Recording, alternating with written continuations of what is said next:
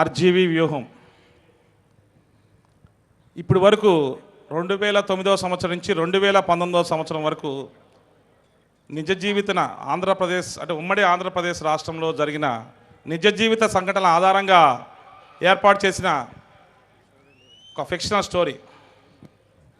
RGB గారు ఎంతో కసితో, ఎంతో ఆలోచనతో, ఎంతో సూక్ష్మంగా, డీటెయిలింగ్గా ఆ నిజ జీవిత సంఘటనల్ని అవపోసన పట్టి ఒక 2 గంటల 6 నిమిషాల సినిమాని 10 సంవత్సరాలు జరిగిన ఉమ్మడి ఆంధ్రప్రదేశ్ కానివ్వండి, ఇప్పుడు విడిపోయిన ఆంధ్రప్రదేశ్లో 2014 నుంచి 19 వరకు రాజశేఖర రెడ్డి గారి మరణం దగ్గర నుంచి జగన్మోహన్ రెడ్డి గారు ప్రమాణ స్వీకారం ఇదే డయాస్, ఇదే ప్లేస్లో మనందరి సమక్షంలో జరిగిన ఆ చివరి ప్రమాణ స్వీకారంతో సినిమా ముగుస్తుంది. ఈ 10 సంవత్సరాల చరిత్రలో మనం న్యూస్ పేపర్లో, యూట్యూబుల్లో, డిజిటల్ మీడియాలో మనందరికీ తెలిసిన ఏ విషయం సినిమాలో ఉండదని చెప్పి నేను మనస్ఫూర్తిగా తెలియజేస్తున్నాను. దాని వెనక వైఎస్ జగన్మోహన్ రెడ్డి గారు, రాజశేఖర రెడ్డి గారి కుమారుడు వైఎస్ జగన్మోహన్ రెడ్డి గారి వెనక జరిగిన, ఇందాక రాంబాబు అన్న చెప్పినట్టు, జోగి రమేష్ అని చెప్పినట్టు, కుట్రలు, కుతంత్రాలు, వ్యూహాలు, వాటన్నింటినీ ఛేదించుకొని ఒక యువకుడు తండ్రి చనిపోయి జైలుకు వెళ్ళి భార్యాబిడ్డలకి ఎవరు అండలేక తనకి అపోజిషన్ పార్టీ వాళ్ళు సెంట్రల్ గవర్నమెంట్తో వాళ్ళు కుమ్మక్కయ్యి వ్యూహాలు పన్ని అతని జైలు నుంచి బయటకు రానియకుండా వాటన్నింటినీ ఛేదించుకొని ధర్మమే గెలిచి తను బయటకు వచ్చి పార్టీ పెట్టి ప్రజల్లోకి వెళ్ళి పాదయాత్ర చేసి ప్రజల మనసును గెలిచి ఆయన ఆంధ్రప్రదేశ్ ముఖ్యమంత్రిగా కుర్చీలో కూర్చున్నాడు. అందరికీ చెప్పదలుచుకున్నా, మీరు ఆయనకి కుర్చీ ఇచ్చేటప్పుడే ఆలోచించుకోవాలి. ఇచ్చిన తర్వాత ఇక ఆయన బ్రతికున్నంత వరకు ఆంధ్రప్రదేశ్ ముఖ్యమంత్రిగా వైఎస్ జగన్మోహన్ రెడ్డి ఉంటారని చెప్పి నేను ఈ విజయవాడ ఇందిరాగాంధీ స్టేడియం సాక్షిగా చెప్తున్నా. మీరు ఎన్ని చేసినా, ఎన్ని కలిసినా, ఎన్ని తలకిందులు చేసినా, తపస్సు చేసినా అతను జగన్మోహన్ రెడ్డి ఆంధ్రప్రదేశ్ ముఖ్యమంత్రిగా ఒక్కసారి ప్రమాణం చేసిన తర్వాత అతను బ్రతికినంత వరకు తన జీవితం వరకు కూడా ఆయన ముఖ్యమంత్రిగానే ఉంటారు. ఎందుకని అతను మొదటి రోజు ఏమి చెప్పారో, అతను ప్రమాణ స్వీకారం రోజు ఏం మాట్లాడాడో, మేనిఫెస్టో ఏం పెట్టారో 99% ఆ మేనిఫెస్టోని ఈరోజు అమలుపరిచిన వ్యక్తి భారతదేశంలో ఏ రాష్ట్ర ముఖ్యమంత్రి ఉన్నాడా అని చెప్పి నేను అడుగుతున్నా. నాకు 2006 సంవత్సరం జగన్మోహన్ రెడ్డి గారితో పరిచయం. ఆయన అత్యంత అభిమానిగా ఉన్నా నేను తెనాలి నుంచి ప్రయాణం చేస్తూ. ఈ 17 సంవత్సరాలలో ఆయనకి ఎంతో లాయల్టీగా ఉంటూ, ఆయన అభిమానిస్తూ, ఆయన దగ్గరుండి గమనిస్తున్న వ్యక్తిగా చెప్తున్నా. ఆయన ఒక మాట ఇచ్చాడంటే ఆ వ్యక్తి కోసం 100 మంది శత్రువులతో యుద్ధం చేస్తాడు. అలాంటి వ్యక్తి ఎవరు ఉన్నారంటే జగన్మోహన్ రెడ్డి. దానికి ఫస్ట్ ఆంధ్రప్రదేశ్లో నేనే ఒక వ్యక్తిని. 2007 సంవత్సరంలో రాంబాబు అన్న కూడా తెలుసు. ఒక మాట ఇచ్చాడంటే ఆ మాట నిలబడతాడు. నాలాంటి లక్షలాది మందిని, ఎంతోమందికి వెన్నుదనుకుంటూ పేద ప్రజానికానికి ఆయన చెప్పిన మాటలన్నీ కూడా ఈరోజు అమలుపరిచి ఒక సుభిక్షమైన ఒక శ్రీకృష్ణదేవరాయల్లాగా, రాయల పాలన అంటారు చూసారా, మనం వింటాం, ఇప్పుడు చూస్తున్నాం. ఇది ఇలానే సుభిక్షంగా కొనసాగుతూ ఉంటుంది, కొనసాగుతూ ఉండాలి. అమ్మవారి దయతో, వెంకటేశ్వర స్వామి ఆశీస్సులతో, మీ అందరి ప్రజలందరి దీవెనలతో. అలాంటి మంచి వ్యక్తి గురించి మంచి తన నిజ జీవిత సంఘటనలన్నీ సినిమా చేద్దామని రామ్ గోపాలమ్మ గారు చెప్తే, తప్పకుండా ఇంత అవకాశం నాకు కల్పించినందుకు నేను ఎంతో ధన్యుణ్ణి. తప్పకుండా మనం కాంబినేషన్లో వంగవీటి ఎలా చేసి బ్లాక్ బస్టర్ కొట్టామో దీన్ని కూడా బ్లాక్ బస్టర్ కాదు, ప్రజల మనసుల్లోకి ఈ సినిమాని తీసుకువెళ్ళి నిజాలు మనం తెలియజేసే దాంట్లో మనం రీచ్ అయితే అదే బ్లాక్ బస్టర్నా. అది మీరు చేయగలుగుతారని నమ్మకం నాకుంది. 100% చెప్తున్నాను. అద్భుతంగా తీశారు, తెరకెక్కించారు. ఇందాక రాంబాబు అన్నాను, రమేష్ అని చెప్పారు.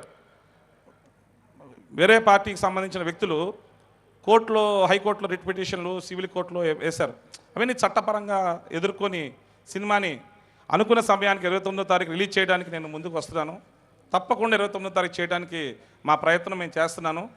అలాగే ఈ కార్యక్రమానికి ఇచ్చేసిన ప్రతి ఒక్కరికి, అమ్మ ఫాతిమా అమ్మ, మా అన్న లోకల్ అన్నాబత్తిని శివన్న, గౌతమ్ రెడ్డి గారు, వెల్లంపల్లి సీనన్న, విష్ణన్న, మా నాన్నగారికి ఎంతో ఆప్తుడైన, మా కుటుంబానికి ఎంతో వెల్విషర్ అయిన అమ్మటి రాంబాబు అన్న, నాకు ఎంతో యూత్ కాంగ్రెస్ నుంచి ఎంతో సన్నిహితుడుగా ఉన్న జోగి రమేష్ అన్న, మంచి డైనమిక్ లీడర్ అన్న. అలాగే నాకు మనిషి తక్కువ పరిచయం అయినా కానీ ఒక తెనాలి దగ్గర పొన్నూరు నుంచి ప్రయాణం సాగించి ఐసీసీ క్రికెట్ మ్యాచ్లో ఈరోజు ఒక తెలుగు యువ కిరణం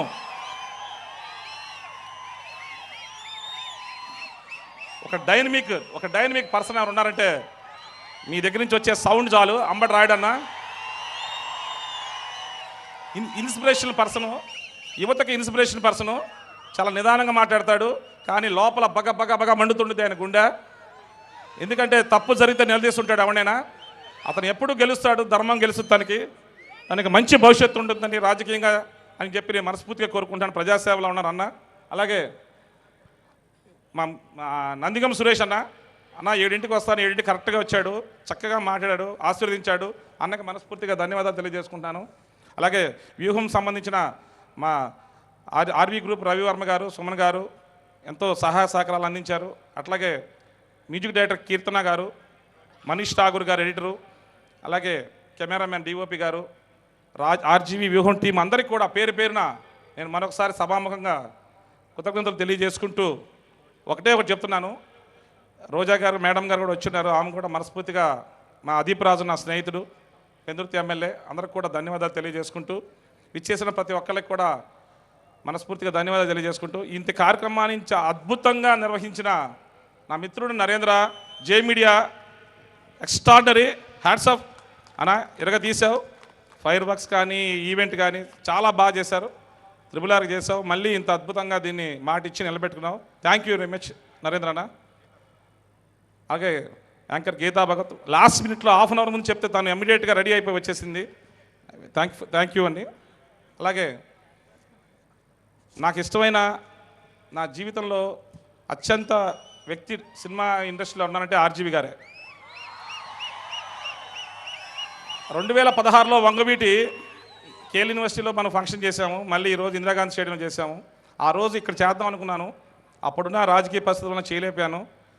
కానీ భగవంతుడు, ఈ రాష్ట్ర ప్రభుత్వం, పోలీస్ డిపార్ట్మెంటు, జగన్మోహన్ రెడ్డి గారు అందరూ కూడా ప్రతి ఒక్కరికి కూడా పేరు పేరున ధన్యవాదాలు తెలియజేసుకుంటూ ఈ అవకాశం ఇచ్చిన అందరికి కూడా సహకరించిన పోలీస్ సిబ్బందికి, మీడియా సిబ్బందికి అందరికి కూడా ధన్యవాదాలు తెలియజేసుకుంటాను.